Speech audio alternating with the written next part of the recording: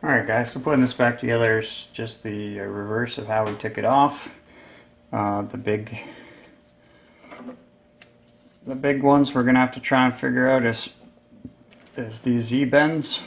So I think I'm gonna put this front Z-bend on first.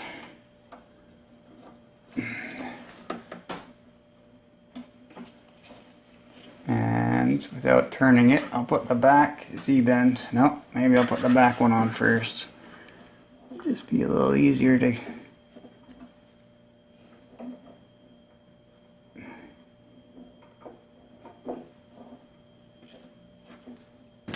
So I'm going to use a little pair of needle nose pliers for this spring. Try and get that back in the hole.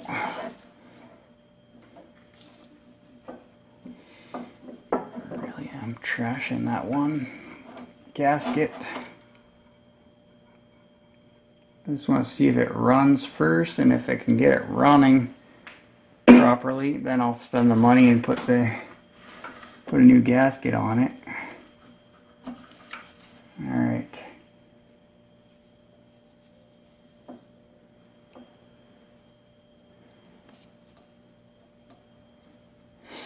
Okay.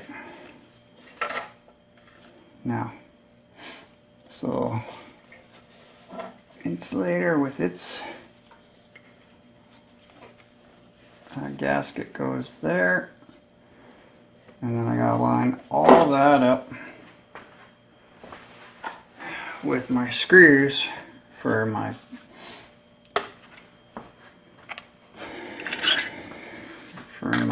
air filter housing here. So I'll start with one first. And unfortunately you're probably not going to be able to see any of this, but I'm basically putting things on one at a time. So through this first sort of bracket with two gaskets on it, and then through the carb body now. Let me see if I can put you over here, maybe you can see a little bit better.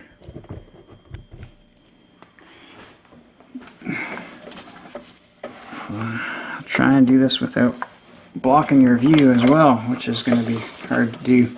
So you can see that the bolt's going through the carb body now.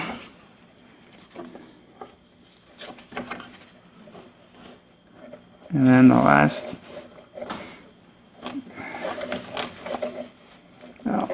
and this insulator plate. Alright. Good. Now I don't want to put it into the block yet because I still have to move stuff around as I try and get the second bolt in.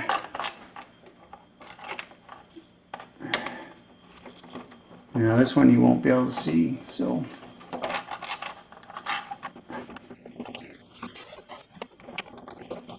it's big because I can't see. Alright, so going through the carpet on.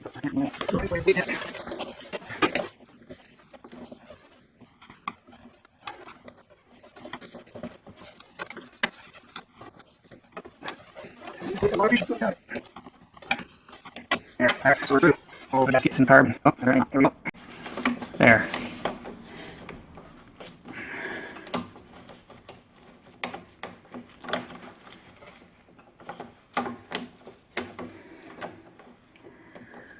Real big pain in the butt.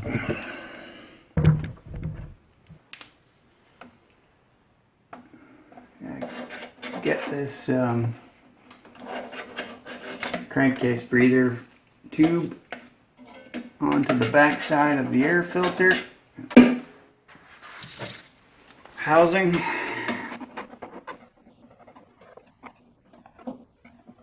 can't really see anything. Sorry guys. Right. There we go. I was able to get that on now. Alright, so I'm just going to kind of cinch these down a little bit.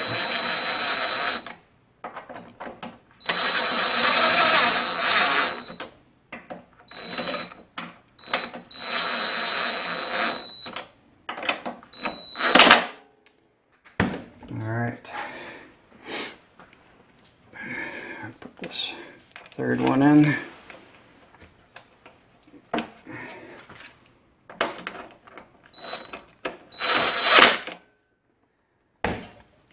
Okay. Just gonna tighten those down just a little bit. You want to over tighten these guys because you end up bending and warping this housing. Alright, now I gotta hook up the fuel to the carburetor, the fuel line, which I of course didn't do. Ah, jeez. Okay, so I'm just gonna have to do this by feel because I can't see anything. Should have put the fuel line on first, guys. That was my bad.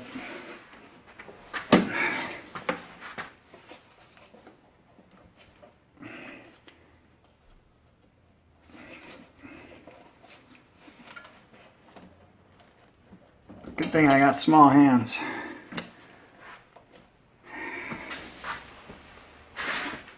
Alright.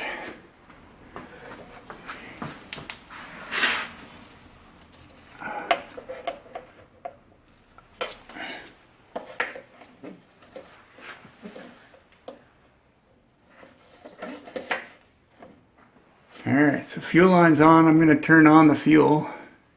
Although there isn't any fuel, I actually drained out all the fuel out of this tank.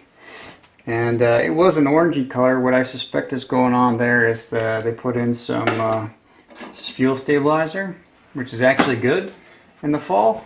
But it had just way too much stabilizer. So just follow the directions on the bottle, guys. So I emptied out all that. I blew out the tank, dried it out as best I can. And go ahead and put the starter recoil back on. Actually, I'm going to lubricate this starter recoil.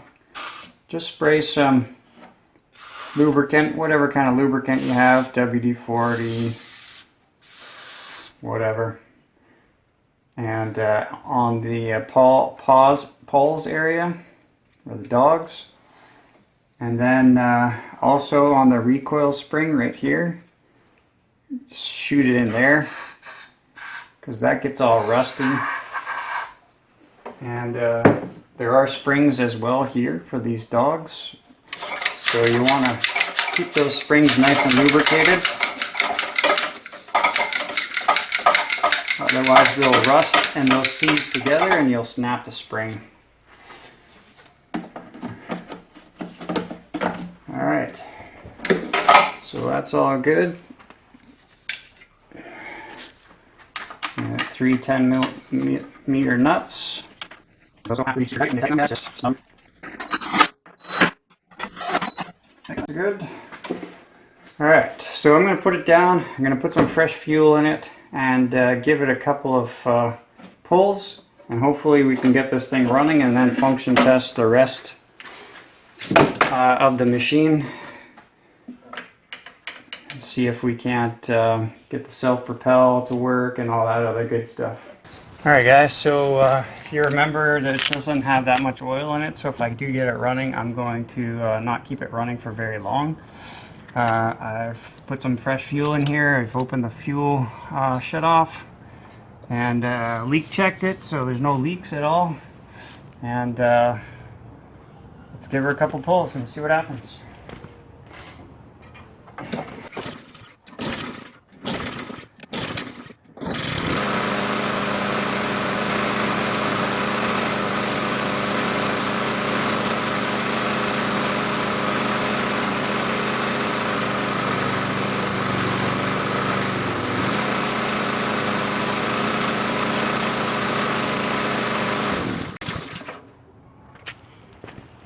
Alright guys, so that's promising. It runs. The self-propel does not work, so we'll have to troubleshoot that. The throttle control does started to loosen up a little bit, so I'm going to make sure I spray some lubricant in there. Alright, so it's the next day guys.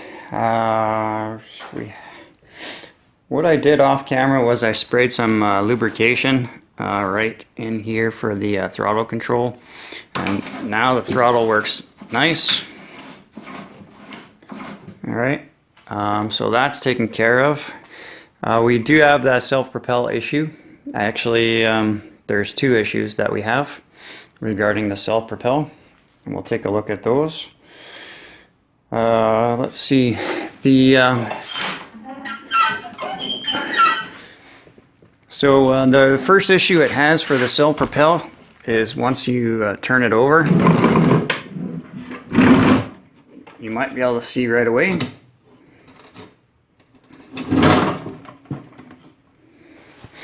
Alright, so here's your self-propel system. It's got a pulley in the back there and another pulley on the crankshaft, but it's missing the connection between the two pulleys, so we need a belt for that. So I'm going to order one of those, and hopefully that's going to solve that problem. But the other problem that we have that I noticed with the self-propel, let me flip you back over, is one of these wheels is installed incorrectly. So as you can see, as I roll it forward and backwards, everything sort of looks normal. Okay, it's rolling fine. Now, when I engage this clutch handle for the gears, when I push it, for the transmission, when I push it forward, those two wheels should lock up. Alright, so when I'm pushing it forward, that engages the transmission, and right now, because the transmission's not turning, it should not move, the wheel should not move.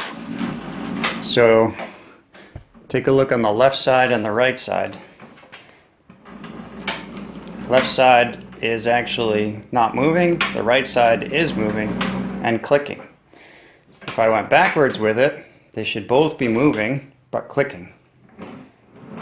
You see the right side not moving, left side is moving and clicking.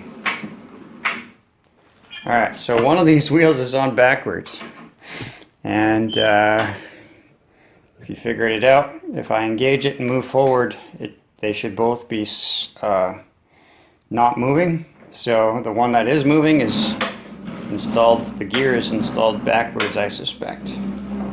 So I'm going to take a look at this right rear wheel, drive wheel, and see if we can figure out if that gear is on backwards.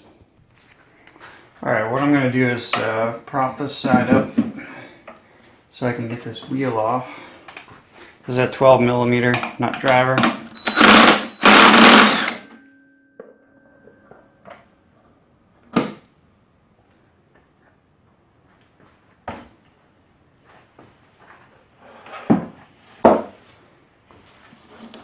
Alright.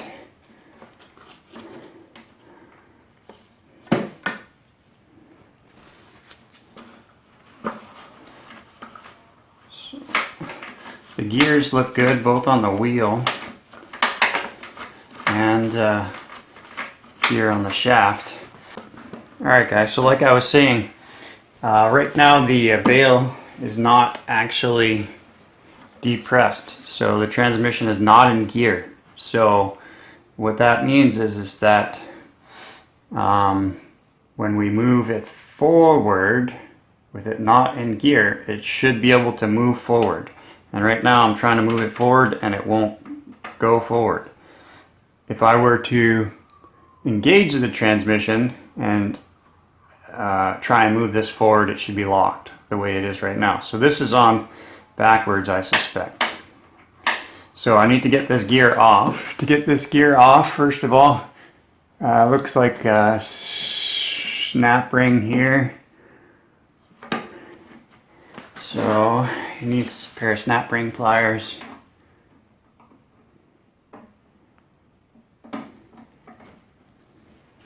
Just be careful that they don't go flying on you. Okay, and then there's a fairly thick washer next. Get my fingers in there.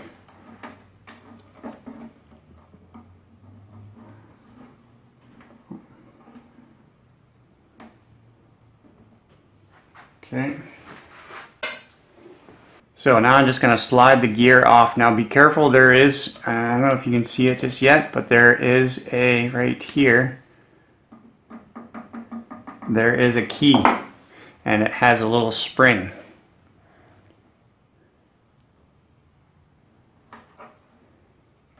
Okay, so here it is. So you don't want to lose that.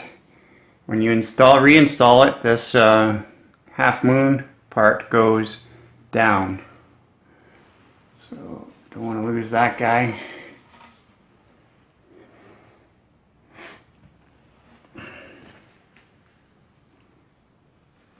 Alright, so that's it. So I'm just going to clean this up and then turn it around.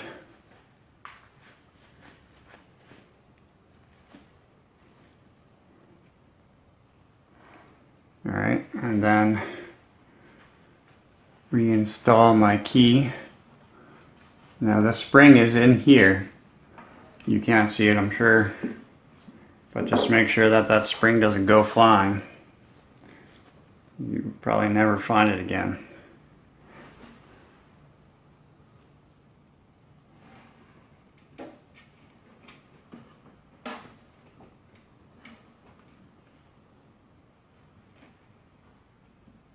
Okay, and it's back in there.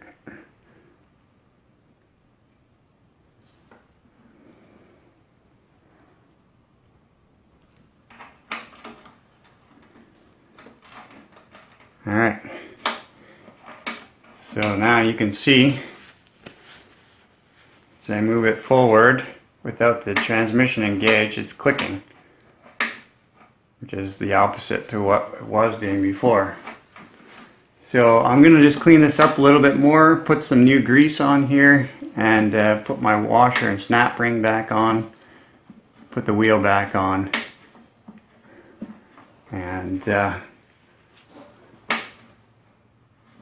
should fix that problem. So once the belt comes in, guys, that hopefully is going to solve our self-propel problem. Now I know there was a shroud on the bottom side that's missing, but I mean I don't have one of those, so it's just gonna, it's basically, it just protects the belt on the bottom side. I don't have one, so fortunately it's gonna have to stay that way. And as long as the self-propel works, that's good for me. Alright guys, so I'll bring you back once I get this thing all up and running, cleaned up. I'm going to change the oil, change the spark plug, and clean it all up, get the self-propel working, and then I'll show you what it's like at the end. Thanks again for watching. Alright guys, so it's been a few weeks, probably 3 weeks, 2-3 weeks anyways. I finally got a new belt for this Honda. The part number